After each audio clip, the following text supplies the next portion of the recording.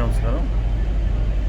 General election 2024 ఎన్నికల విధుల్లో డ్యూటీలు పడిన సిబ్బంది, పోలింగ్ సిబ్బంది ఎవరైతే ఉన్నారో పీఓస్, ఏబీఓస్, ఓపీఓస్, వీరే కాకుండా essential service, police department, RTC drivers, అదేవిధంగా వీడియోగ్రాఫర్స్, మైక్రో అబ్జర్వర్స్, వివిధ రకాలైన ఎంప్లాయీస్ అందరికీ కూడా పోస్టల్ బ్యాలెట్ ప్రెసిడెంట్ సెంటర్ ఏర్పాటు చేయడం జరిగింది. మనకి కొత్తపేట కాన్స్టిట్యున్సీలో 5వ తారీఖు నుంచి ఈ కార్యక్రమం జరుగుతుంది. జిల్లా పరిషత్ గర్ల్స్ హై స్కూల్లో మనకి ఇప్పుడు ఎన్నికల కమిషన్ ఈరోజు ఇచ్చిన ఆదేశాల మేరకు ఎవరైతే ఈ ఎన్నికల విధుల్లో డ్యూటీ పడి ఫామ్ 12 అప్లై చేసుకోబోరో వాళ్ళకి మరొక ఛాన్స్ ఇవ్వడం జరిగింది.